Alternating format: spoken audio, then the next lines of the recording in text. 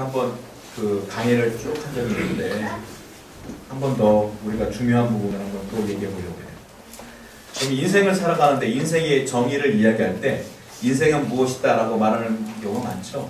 철학을 공부하시는 분들은 인생은 이거다 이거다 이렇게 말하는 분들도 있고, 뭐 철학을 공부하지 않았어도 인생을 오래 사신 분들은 내가 살아보니까 인생은 이거야 라고 하는 경우도 있어요. 제가 말하는 그 답은 정답은 아니지만 저도 인생을 정의할 때 이렇게 말할 수 있을 것 같아요.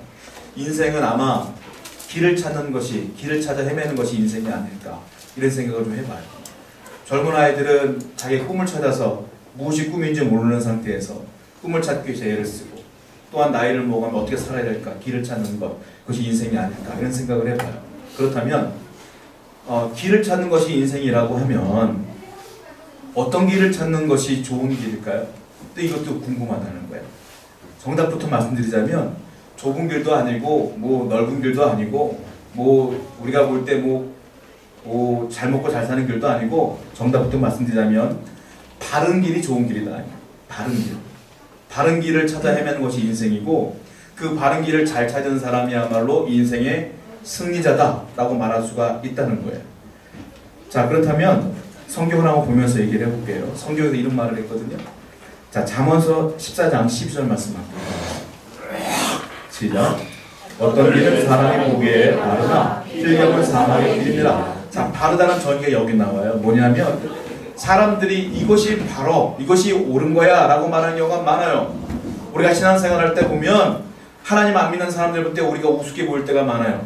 왜? 피곤한데 어려운데 아침부터 교회 나가서 준비하고 나가서 뭐 하는 거야? 인생을 좀 즐겨야 되지 않겠어? 늙으면 놀지도 못해? 이런 사람들 많아요. 그 사람들이 볼 때 바른 길은 우리가 지금 가는 길이 아니죠. 근데 성경이 뭐라고 써있어요? 어떤 길은 사람이 보기에 바르나 그러나 필경은 사망의 길이니라. 무슨 말이에요? 사람이 바르다는 것은 바른 게 아니라는 거예요. 누가 바르다고 말해야 되는 거예요? 하나님이 바르다고 해야지 바른 거라는 거예요. 다른 말로 말하자면 하나님이 바르다고 하는 길은 어떤 길이에요? 신앙의 길이에요. 하나님 믿는 길이 바른 길인 줄로 믿습니다. 그 신앙의 길을 걷는 사람이 나중에 영생 축복을 얻고 구원의 축복을 받으며 하나님의 축복을 받는 것이다. 이 말이 잠언서의 말씀인 거예요. 그러니까 사람들은 신앙의 길을 피곤하게 생각하거든요. 그러니까 그들이 말하는 바른 길은 결국은 뭐예요? 사망의 길이니라. 결국 구원 못 받는다는 거예요. 그 여러분들의 신앙의 길을 걷는 것이 축복인 줄로 믿습니다. 그것이 정말로 은혜예요. 그런데 문제가 있어요. 뭐냐? 신앙의 길을 걷는 건 좋은데 10년, 20년 믿다 보니까 나중에 내가 20년 동안 너무 소대본 것 같아. 그래서 20년 만에 신앙을 떠나는 경우도 있어요. 종종. 그런 경우가 많잖아요. 그럼 그 사람들은 어떻게 되는 거예요? 그것도 망하는 길이에요. 신앙의 길은 뭔 줄 아십니까? 내가 이 땅을 떠나는 그날까지 하나님 믿는 게 신앙의 길인 거예요. 열정적이지 않아도 괜찮아요. 그냥 그 신앙을 붙들고 살아가는 게 중요해요. 제가 어린 시절 때 중학교 1학년 때인가 기억이 잘 가물가물한데 제 여동생이 있어요. 저 2살 더 어린데 여동생 친구가 있어요. 교회에서 부흥회를 하는데 분명한 것은 동생이 초등학생이었던 거예요. 부흥회를 하는데 은사 집회를 하셨어요. 예전에 부흥회 뜨거웠잖아요. 저는 부흥회 은혜 받고 동네에 있는 부흥회 다 찾아갔어요. 혼자서 어린아이가 혼자서 3박 4일 혼자서 계속 하나님이 그래서 목사시켰나 봐요. 어머니 가지 말라고 해도 혼자 가고 막 그랬어요. 이 교회에서 부흥회 쫓아오고. 그런데 제가 은혜 받기 전에 우리 교회에서 부흥회를 하는데 은사가 많으신 목사님이 오셨어요. 얼마나 은사가 많은지 목사님이 기도를 하면 권사님들 집사람들이 막 쓰러져. 일명 입신회라고 하죠. 입신회 들어가. 그래서 막 천국에 갔다 왔다고 간증하고 막 이래. 뭐 방언, 예언, 통변 이건 뭐 예사야. 막 기도 중에 막 그렇게 터져 나오는 거 은사가. 그 와중에 저는 이상하다고 느껴진 게 아니라 워낙 어머니가 그렇게 뜨겁게 기도했기 때문에 그게 익숙하니까 부러웠던 거예요. 저는 야, 나도 좋은 데 받고 싶다. 기도를 하는데 어린아이가 은혜가 없으니까 기도 한마디 하면은 할 게 없어. 똑같은 말만 계속 반복하는 거예요. 할 게 없어. 그런데 제가 충격적인 거 뭐냐면 제 앞에 제 여동생 친구가 있었거든요. 근데 그 친구가 은혜를 받고 쓰러져 있어요. 나는 저 은혜를 받고 싶은데 얘는 쓰러져 있어. 그럼 보니까 눈물 콧물 다 쏟고 있어. 얘가 나중에 강사 목사님이 얘가 은혜를 많이 받으니까 간증을 시키더라고요. 이 친구가 나와서 울면서 간증을 해. 초등학생이 막 뭐 천국을 갔다 딱 주님 만났다 뭐 이런 얘기를 하는데 저는 그 앞에 앉아서 은혜 받는 게 아니라 너무 부러운 거야. 나는 왜 하나님 만나주지 않을까? 왜 나는 은혜를 못 받았을까? 나는 방언도 못하고 난 왜 이럴까? 지금 방언해요. 예전에 그 얘기하는 거예요. 옛날에. 막 그런 부러움이 있었던 거예요. 그리고 제가 이제 학교를 가면서 그 이듬해, 그 다음에 저도 은혜를 받았어요. 그리고 목사가 되겠다는 결단을 해서 목사가 되기 위해서 공부도 하고 은혜도 받고 뭐 여러 가지 하다가 이제 목사가 된 건데 제가 그 친구 소식을 그 이후로 몰랐어요. 제가 이제 학교를 서울로 올라오다 보니까 제가 그 몇 년 전인가요? 동생한테 그 친구 소식을 들은 거예요. 분당 쪽에 살아요 지금. 그런데 알고 보니까 그렇게 은혜 받았던 내가 부러워했던 내가 그렇게 따라가고 싶었던 그 아이가 나보다 동생이었던 그 아이가 신앙생활을 안 해 지금. 하나님 완전히 떠나버렸어. 떠난 지 오래됐대요. 저 그 얘기 듣고 너무 충격을 받았어요. 여러분 신앙생활은 내가 과거에 이렇게 큰 은혜를 받았어요. 예언도 했었어요. 방언도 했었어요. 이거 중요하지 않습니다. 지금 내가 믿고 있느냐 안 믿느냐가 중요한 거예요. 나는 그때 방언을 못했어도 지금 내가 여전히 방언을 못해도 끝까지 교회 다니며 예수 믿고 있다면 그분이 승리하는 거예요. 신앙생활은 그런 은사가 아니에요. 신앙생활은 말씀 붙들고 끝까지 살아가는 게 진짜 신앙생활인 줄 믿습니다. 이것이야말로 바른 길이다. 여러분 그러므로 우리는 끝까지 하나님 붙들고 살아가야 돼요. 끝까지 어떤 유혹과 미혹이 있어도. 안타까운 건 오늘 본문 보니까 두 사람이 등장을 하는데 한 사람은 끝까지 신앙을 붙들고 갔고 한 사람은 중간에 낙오됐어요. 누굽니까? 아브라함과 롯입니다. 낙오되는 원인이 뭘까요? 눈에 보이는 게 너무 좋았기 때문에 낙오된 거예요. 쉽게 말하면 아브라함은 신앙의 길을 갔고 롯은 욕망의 길을 간 거예요. 안목의 길을 간 거예요. 자, 성경을 보면 그런 말이 있어요. 아브라함이 갈대아 우르에서 출발을 합니다. 갈대아 우르가 어디냐면 메소포타미아 지역이에요. 메소포타미아가 어디냐면 지금으로 말하면 이라크 남부 지역이에요. 이라크 지금. 그러니까 이라크 남부 지역이 예전에 메소포타미아였는데 거기가 신을 섬기는데 하나님 안 믿는 지역이었어요. 누구를 신었냐? 월신을 믿었어요. 달이 신이었어. 달. 그러니까 달을 믿었어. 그 지역의 모든 사람들은. 거기에 누가 살았냐? 거기에 아브라함이 사는 거예요. 근데 아브라함이 거기 살고 있는데 아브라함이 유일하게 그 동네 사람 가운데 유일하게 혼자 하나님 믿었어. 혼자. 그러니까 하나님께서 그를 뽑아다가 너 여기 있으면 신앙생활 못한다. 어디로 가냐? 가나안으로 가자. 그래서 끌고 나와서 가나안으로 간 거예요. 아브라함이 그래서 75세에 출발을 합니다. 거기로 가나안 땅으로. 그런데 가다 보니까 아브라함이 나이가 75세가 됐는데 아들이 없어요. 자식이 없어. 자기 조카 한 명이 있거든요. 그 조카가 롯이에요. 롯이 보니까 조실부모했기 때문에 얘도 부모가 없어. 그러니까 아브라함이 결정을 해요. 얘를 양자 삼아야 되겠구나. 그러니까 조카이지만 거의 아들 같은 거예요, 롯이. 그러니까 아브라함이 롯을 양자로 삼아서 같이 출발을 했어요. 가나안으로. 그런데 살다 보니까 하나님이 축복을 주셔가지고 양이 많아지잖아요. 롯의 재산도 많아지고 아브라함 재산도 많아졌어요. 그러다 보니까 양들 치는 목자끼리 싸워. 이 땅이 내 땅이다 내 땅이다. 그러니까 아브라함이 답답해. 아들과 같은 존재인데 목자끼리 싸우니까 이 롯도 자기를 싫어하는 것 같아. 그래서 아브라함이 얘기를 하잖아요. 롯 이제 우리가 잠깐 떨어져 있자. 너 있다 보면 나하고 관계도 틀어질 것 같으니까 네가 좋은 땅 가라. 내가 나쁜 땅 갈 테니까 어디로 갈래? 눈에 보이는 대로 가라 했더니 롯이 먼저 선택을 해요. 자, 성경을 볼까요? 창세기 13장 10절과 11절입니다. 한번 읽어보겠습니다. 시작. 이에 롯이 눈을 들어 물이 넉넉하니 여호와께서 소돔과 고모라를 멸하시기 전이었으므로 여호와의 동산 같고 애굽 땅과 같았더라.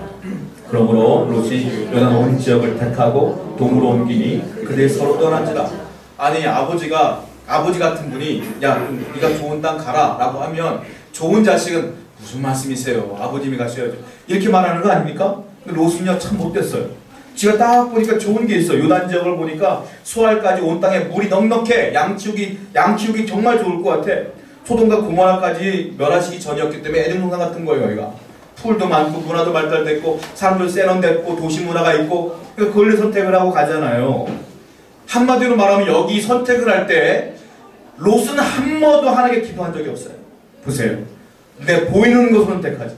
요단 지역을 바라본 즉 물이 넉넉하게 보이고 다 좋아 보이는 거예요. 그러니까 선택을 하는 거예요. 이걸 그러니까 신앙의 길이 아니에요. 뭐냐? 욕망의 길, 안목의 길인 거예요. 눈에 보이는 대로 좋아 보이는 대로 선택을 해요. 자, 그리고 창세기 13장 12절을 한번 보십시오. 그 다음 절 읽어보겠습니다. 시작. 아브라함은 가나안 땅에 거주하였고 롯은 그 지역의 도시에 머무르며 그 장막을 옮겨 소돔까지 이르렀더라. 자, 어디까지 롯이 갔어요? 결국은 우리가 알다시피 소돔까지 이른 거예요. 소돔까지 간 거예요. 근데 아브라함은 가나안 땅을 못 떠났어. 어떻게 뭐라고 했어요? 가나안 땅에 거주하신 거예요. 근데 아브라함이 왜 가나안 땅에 거주했냐면 여기는 척박한 땅에 물도 없어요. 왜 거주했느냐면 이 사건 이전에 아브라함이 하나님께 한 번 혼난 적이 있거든요. 엄청 혼났어요. 왜? 자기가 거주했던 하나님이 약속하신 그 땅에 가뭄이 있다 보니까 자기도 모르게 살지 못하니까 애국으로 내려간 적이 있단 말이에요. 알다시피 그때 큰 사건이 있었죠. 한번 눈으로 보시죠. 직접. 창세기 12장 10절부터 20절입니다. 제가 10절 읽고 11절 있는 줄 교독해 볼게요. 제가 10절 읽겠습니다. 그 땅에 기근이 들었으므로 아브라함이 애굽에 거류하였고 그리로 내려갔으니 이는 그 땅에 기근이 심하였습니다. 그가 애굽에 가까이 이르렀을 때에 그의 아내 사라에게 말하되 내가 알기에 그대는 아리따운 아내니라. 애굽 사람이 그대를 볼 때에 이르기를 이는 그의 아내라 하여 나는 죽이고 그대는 살리리니 원하건대 그대는 나의 부인을 하라. 그러면 내가 그대로 말미암아 안전하고 내 목숨이 그대로 말미암아 보존되리라 하니라. 아브라함이 애굽에 이르렀을 때에 애굽 사람들의 그 여인이 심히 아리따움을 보았고 바로의 고관들도 그를 보고 바로 앞에서 칭찬함으로 그 여인을 바로의 궁으로 끌어들이니 이에 바로가 그로 말미암아 아브라함을 후대함으로 아브라함이 양과 소와 노비와 암수나귀와 낙타를 얻었더라. 여호와께서 아브라함의 아내 사라의 이름으로 바로와 그 집에 큰 재앙을 내리시니라. 바로가 아브라함을 불러서 이르되 네가 어찌하여 나에게 이렇게 맹행하였느냐? 네가 어찌하여 그를 내 아내라 내게 말하지 아니하였느냐? 네가 어찌 그를 위하여 내 아내가 여기 있으니 이제 데려가라 하고 바로가 사람들에게 그의 일을 명하며 그들이 그와 함께 그의 아내와 그의 모든 소유를 보내었더라. 무슨 말인지 아시죠? 가뭄이라 애굽에 내려갔는데 애굽에서 자기 아내를 누이 동생을 속였잖아요. 그때 왕이 사라가 너무 이쁘다 보니까 아내를 취하려고 했고 아브라함은 어쩔 수가 없을 때 하나님께서 개입하셔요. 바로의 꿈에 나타나셔요. 너 이 여자 건드면 너 죽일 거야. 저주할 거야. 그때 무서워서 바로가 다시 사라를 돌려보내주잖아요. 그래서 나중에 극적으로 이 사건이 마무리되는 장면이 나오는 거예요. 그래서 아브라함이 깨달아요. 뭘 깨닫냐면 하나님이 약속하신 이 땅을 떠나면 안 되는구나 를 깨달아요. 무슨 말이냐? 이거는 지리적 이동이 아니었던 거야. 내가 애굽으로 내려갔다는 건 지리적 이동이 아니라 영적인 이동이었던 거예요. 영적으로 하나님과 멀어지는 거였던 걸 깨달았어요. 아브라함은. 그래서 롯이 소돔으로 갈 때 그는 붙잡을 수 없었어요. 따라갈 수 없었어요. 그냥 가만히 있었어요. 왜? 한번 경험이 있잖아요. 내가 여길 떠나면 안 돼 라는 걸 알았기 때문에 그는 그 척박한 땅에 머무를 수밖에 없었다는 거예요. 근데 이 롯은 이런 경험이 없었기 때문에 그냥 당당하게 가는 거예요. 여러분, 이것은 하나님 보실 때 지리적 이동이 아니라 영적 이동이에요. 하나님이 여러분들에게 경고하시는 건 뭐냐면 영적 이동인 거예요. 하나님과 멀어지는 걸 조심하셔야 될 줄로 믿어요. 그게 가장 위험한 거라는 거예요. 자, 그러면 소돔까지 갔는데 소돔에 문제가 없었을까요? 있습니다. 자, 창세기 13장 13절 제가 읽어볼게요. 소돔 사람은 여호와 앞에 악하며 큰 죄인이었더라. 소돔은 악해. 여기요 물이 적더라 이런 얘기 없어요. 소돔은 악한 곳이야. 근데 롯은 그걸 못 봤어요. 거기 간 거예요. 근데 거기서 어려움을 당하지 않습니까? 잘 먹고 잘 살 줄 알았죠? 아니요. 하나님께서 경고하십니다. 어떤 일이 벌어지냐면 그 지역에 전쟁이 벌어지면서 이 롯이요 포로로 잡혀갔어요. 한번 성경을 보실게요. 자, 창세기 14장 11절과 12절입니다. 읽어보겠습니다. 시작. 네 왕이 소돔과 고모라의 모든 재물과 양식을 빼앗아가고 소돔에 거주하는 아브라함의 조카 롯도 사로잡고 그 재물까지 노력하여 갔더라. 전쟁이 벌어서 소돔에 갔더니 그리고 소돔이 갔던 그 롯도 어떻게 돼요? 사로잡혀 갔다. 즉 포로로 된 거예요. 이 얘기를 듣고 아브라함이 자기가 키우던 318명의 가신들과 함께 롯을 구출해 왔어요. 여기까지는 하나님의 옐로우 카드예요. 옐로우 카드. 너 거기 가면 안 되라고 하는 롯에게 주신 옐로우 카드예요. 그런데요, 구출해 왔지 않습니까? 구출해 왔으면 어떻게 해야 돼요? 그냥 내가 참 잘못했구나 하고 아버지 옆에 아브라함 옆에 있어야 될 거 아닙니까? 근데요 다시 롯은 소돔으로 들어갔어. 하나님의 레드카드입니다. 이번에는 성경을 볼게요. 창세기 19장 24절부터 26절입니다. 읽어볼게요. 시작. 여호와께서 여호와께로부터 유황과 불을 소돔과 고모라에 비같이 내리사 그 성들과 온 들과 성에 거주하는 모든 백성과 땅에 난 것을 다 엎어버리라 하셨더라. 롯의 아내는 뒤를 돌아보았으므로 소금 기둥이 되었더라. 하나님이 경고했을 때 나와야 되는데 그는 나오지 않았어요. 그냥 그래도 여전히 거기는 물질이 좋았던 거예요. 그때 하나님께서 거기에 유황불을 소돔으로 멸망시키지 않았습니까? 그때 사위들도 다 죽었어요.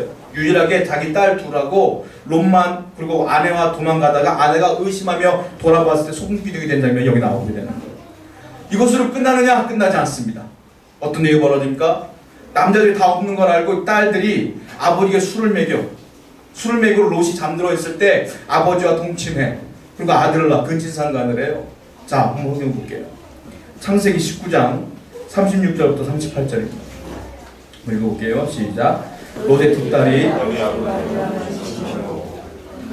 아들을 낳아 이름을 모압이라 하였으니 오늘날 모압의 조상이요 작은 딸도 아들을 낳아 이름을 베나미라 하였으니 오늘날 암몬 자손의 조상이다. 여러분들 그 롯이요 그리고 딸들과 동침함으로 아들 둘을 낳는데 첫 아들이 뭡니까? 모압이요 모압. 그리고 두 번째 아들이 뭐예요? 베나미야. 베나미 나중에 이름이 바뀌어 암몬으로. 그러니까 이 성경에 보면 이스라엘을 끝까지 괴롭혔던 두 민족이 있는데 모압과 암몬이에요. 결국 모압과 암몬의 조상은 누구예요? 롯이야 롯. 결국은 롯은 육신을 따라갔더니 완전히 영적으로 육적으로 다 망해버렸어요. 다 망해버렸어요. 그런 기도한 적이 한 번도 없어요. 자, 성경을 볼까요? 이것이 성경의 원리입니다. 야고보서 말씀 볼게요. 1장 15절입니다. 시작. 욕심이 잉태한 즉 죄를 낳고 욕심이 잉태한 즉 죄를 낳고 죄가 장성한 즉 사망을 낳느니라. 결국 신앙의 길을 걷지 않은 사람들은 나중에 사망을 낳게 되는 거예요. 이게 롯의 인생이라는 거예요. 그래서 우리가 이렇게 생각할 수 있어요. 그래도 소돔과 고모라에서는 행복하게 풍성하게 살다 간 거 아닙니까? 이렇게 질문할 수 있어요. 베드로는요 그걸 어떻게 평가하는 줄 아십니까? 그렇지 않다라고 평가를 해요. 자, 베드로후서 2장 7절과 8절입니다. 한번 읽어볼게요. 시작. 그 모든 은나는 행실로 말미암아 고통당하는 의로운 롯을 거쳤으니 이는 이 의인이 그들 중에서 거하며 날마다 저 불법한 행실을 보고 들음으로 그 의로운 심령이 상한지라. 한마디로 불행했다 이 말이에요.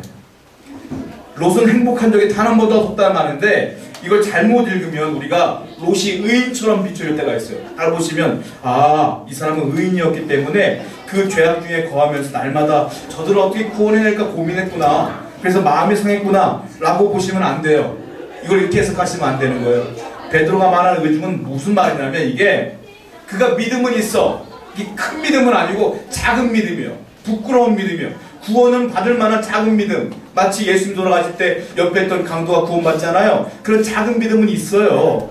그 믿음은 있는데 뭐냐면 이게 이들과 함께 똑같이 살아가려니까 믿음이 걸려. 그러니까 안 살아가려고 하니까 또 내 재산이 걸려. 그러니까 이러지도 못하고 저러지도 못하고 좌불안석하는 모습이에요. 이게 내가 그들을 구원하리라 이런 거룩한 뜻이 아니라 어떤 뜻이냐면 믿음을 따라가기도 애매하고 그렇다고 믿음을 따라가지 않고 이 세상을 따라가도 애매한 그 모습을 통하여 그는 마음이 늘 불안했고 상했다라고 베드로가 얘기하고 있는 거예요. 여러분 신앙생활의 길로 들어섰으면 끝까지 신앙생활의 길을 가셔야 될 줄로 믿습니다. 애매하게 가시면 롯처럼 불안하다가 평생을 마감할 수밖에 없어요. 제가 어떤 칼럼을 봤는데 재미있게 표현한 게 있더라고요. 돈과 신앙의 관계를 가지고 어떤 분이 재미있게 표현을 했어요. 이렇게 말했어요. 돈이 많고 신앙도 좋은 분은 금상첨화래요. 왜냐하면 돈을 가지고 신앙이 좋기 때문에 선한 게 선용할 수가 있다는 거예요. 그러니까 돈도 많고 신앙도 있으면 금상첨화다. 또 하나, 돈은 없어. 근데 신앙은 좋아. 이건 그나마 천만다행이래요. 왜냐하면 돈은 부족하고 이 세상에서 힘들게 살지만 그래도 마음의 평안함을 얻으니 기도할 때마다 위로를 얻으니 얼마나 다행스러운 일이냐. 구원도 얻으니 감사한 거지. 이 얘기를 해요. 근데 돈은 많아. 신앙은 없어. 이걸 뭐라고 말하면 용두삼이래요. 왜냐하면 돈은 많아서 떵떵거리고 살고 있는데 내 수명이 다하여 갈 때 되니까 갈 곳이 없는 거예요. 그러니까 용두삼이라. 처음에는 용 같은데 나중에는 아무것도 아닌 존재가 될 수밖에 없다. 불쌍하다 얘기해. 돈도 없어. 신앙도 없어. 설상가상이래. 그 사람은 참 비참한 사람이다라는 거예요. 여러분 우리는 최소한 천만다행은 내릴 줄 믿습니다. 돈은 부족할지라도 신앙이 좋아야 행복하죠.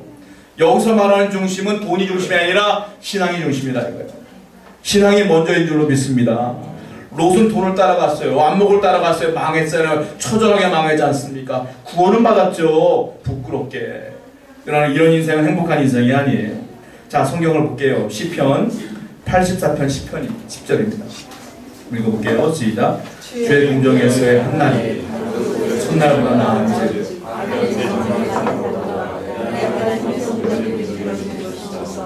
내가 큰 집은 아닐지라도 성전 문지기로 있는 것이 행복한 것이다. 할렐루야. 믿음이 중요한 것이라고 시편 기자는 이렇게 고백을 합니다. 두 번째 아브라함을 볼까요? 롯은 그렇게 인생이 망했어요. 아브라함은요 한 번도 신앙의 길을 벗어나지 않습니다. 아까 말씀드린 것처럼 애국으로 잠깐 내려갔다 호되게 혼난 뒤에는 떠나가지는 않아요. 그 길을 쭉 걸어가요. 성경을 보면 히브리서 기자가 아브라함을 이렇게 평가합니다. 히브리서 11장 8절과 10절 한번 읽어보겠습니다. 시작. 믿음으로 아브라함은 부르심을 받았을 때 순종하여 장래의 유업으로 받을 땅에 나아갈세 갈 바를 알지 못하고 나아갔으며 10절이요 이는 그가 하나님이 계획하시고 지으실 터가 있는 성을 받았습니다.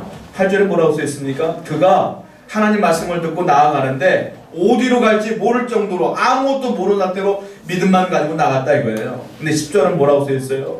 하나님이 계획하시고 지으실 터가 있을 거야 라고 바라보는 마음으로 나갔다 이거예요. 이게 믿음이에요. 그는 아무것도 바라지 않았어요. 갈대와 우르를 떠날 때 아무것도 두고 가지고 아무것도 미래도 없이 그냥 간 거예요. 말씀만 붙들고. 자, 성경을 또 볼게요. 히브리서 11장 11절과 12절입니다. 시작.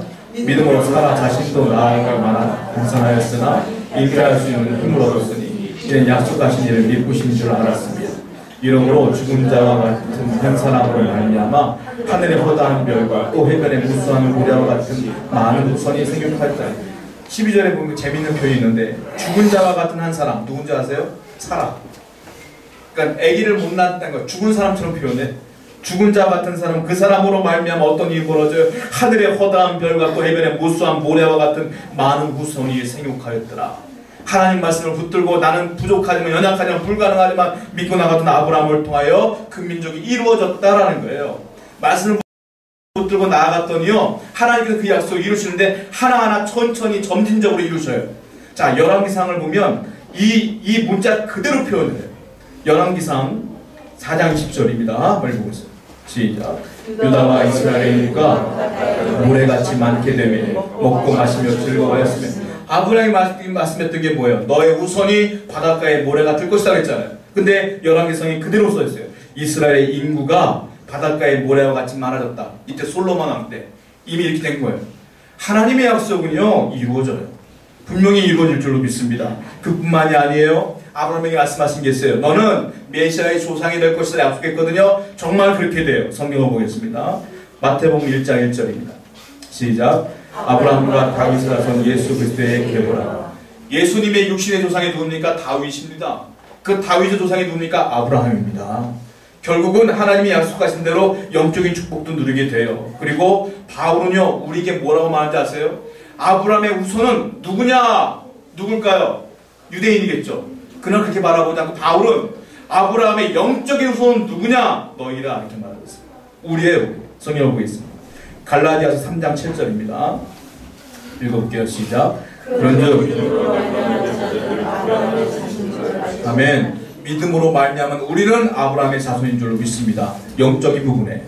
그러므로 우리는 아브라함처럼 신앙의 길을 끝까지 걸어가야 될 줄로 믿습니다. 자, 그런데 하나님은 영적인 축복만 준 게 아니야 아브라함에게. 롯은 시간이 가면 갈수록 육신적으로 멸망했지만 아브라함은 말씀을 따라 묵묵히 걸어갔더니 신앙을 따라갔더니 점점 나아져요.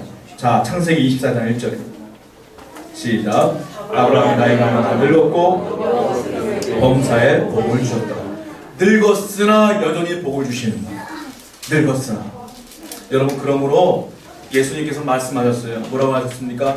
그러므로 육신을 따라 살지 말라. 안목을 따라 살지 말라. 욕망을 따라 살지 말라. 그러면서 하신 말씀이 있어요. 자, 직접 보시죠. 마태복음 6장 33절. 시작. 너희는 먼저 하나님의 나라와 의를 구하라. 그러면 이 모든 것을 너희에게 더하시리라. 아멘. 하나님의 나라와 의를 구하는 게 무엇일까요? 관계입니다. 하나님과의 관계를 돈독히 하라 이 말. 하나님과의 관계를 먼저 생각하라. 하나님이 기뻐하시는 게 먼저 무엇인지를 생각하라. 그리하면 이 모든 것을 너에게 더하시리라. 이걸 이루었던 사람이 누구야? 아브라함이에요. 먼저 신앙을 따라 살아갔더니 나중에 하나님이 점점 부어주시는 축복을 누린 것처럼 여러분들에도 놀라운 은혜가 있을 줄로 믿습니다. 영화 감독 가운데 저는 잘 모르지만 이장호 감독이라고 아시죠? 옛날에 뭐죠? 별들의 고양이가 그걸로 데뷔하신 분인데 그분이요 철저한 불교 신자였어요. 부모님도 그렇고. 그런데 그분이 어느 날 그 명보 극장에 있는 신우의 전도를 받고 끌려가게 돼요. 그 예배당으로 예배 드리는 곳으로 가기 싫은데 끌려갔어요. 근데 영화 이제 개봉이 얼마 남지 않았어요. 근데 그때 설교하신 분이 누구냐면 돌아가신 하용조 목사님께서 설교를 하셨어요. 설교를 하시는데 그 설교를 듣고 마음에 감동이 됐어요.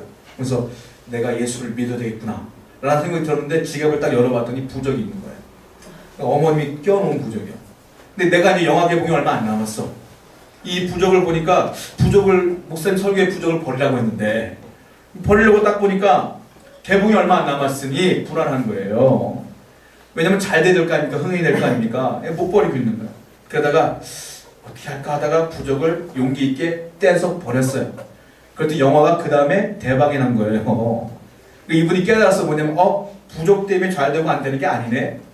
그 다음부터 내가 하나님 믿어야 되겠구나 라고 믿기 시작했다는 거예요. 지금 장로님이셔요. 그분은. 여러분 신앙생활은요 이런 거예요. 뭐냐면 내가 하나님 믿으면 반드시 복을 주셔요. 그걸 믿으시기 바랍니다.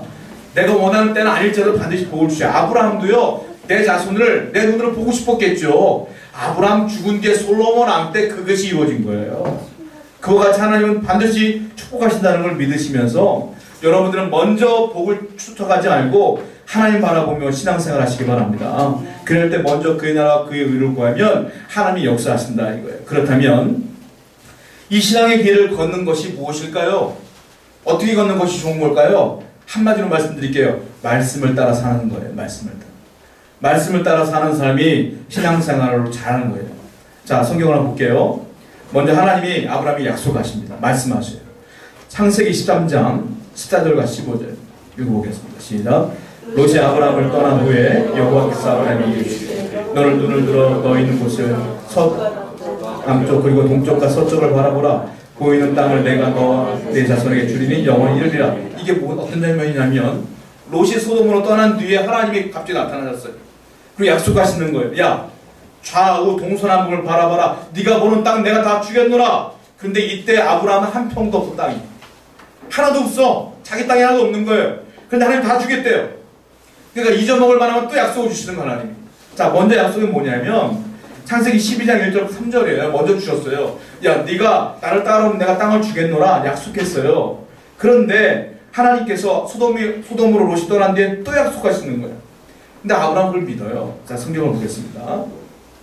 창세기 12장 4절입니다. 시작. 이에 아브라함이 여호와의 말씀을 따라갔고 롯도 그와 함께 갔으며 아브라함이 하란을 떠날 때 75세였더라. 아브라함이 여호와의 말씀을 따라가는 거예요. 이게 신앙생활이에요. 말씀을 따라갔어요. 말씀을. 나는 땅이 한 평도 없어. 그런데 말씀을 따라가는 거예요.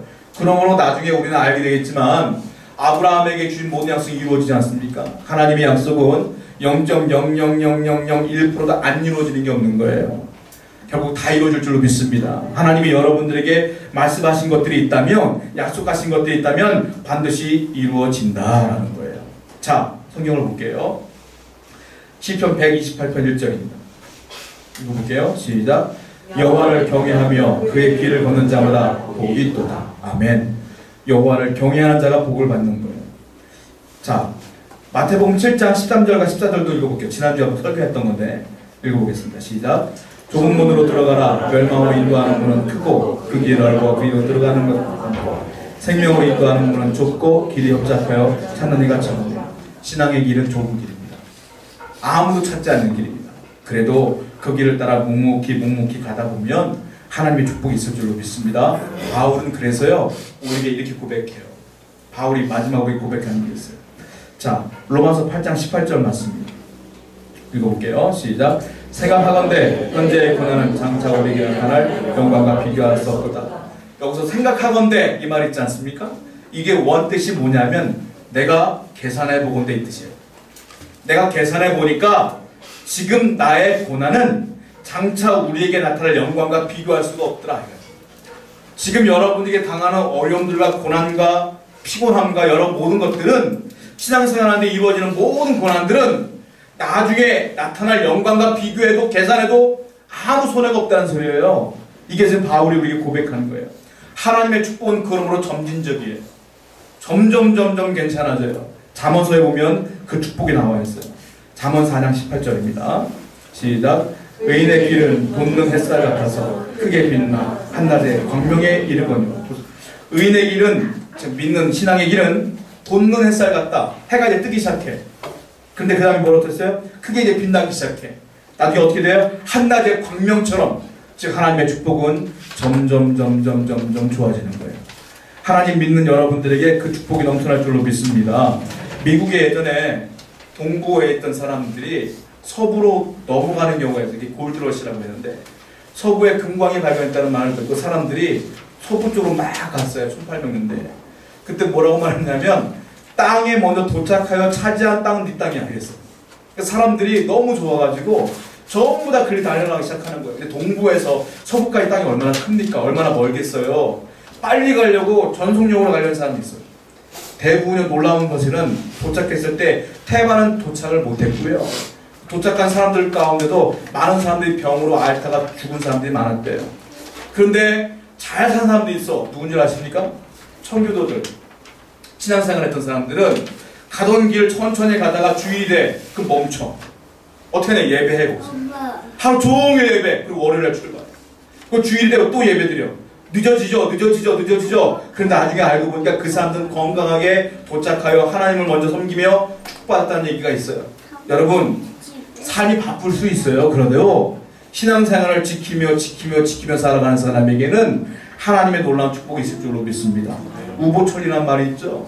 뭡니까? 소처럼 묵직하게 한 걸음 가다 보면 나중에 정신을 차리면 천리까지가 있는 거예요. 신앙생활은 그래요. 여러분들이 지금은 우직하게 걷다 보면 나중에 하나님의 은혜 가운데 거하고 있음을 깨닫게 될 줄로 믿습니다. 그런 축복이 저와 여러분과 있기를 축원드립니다. 찬양하겠습니다.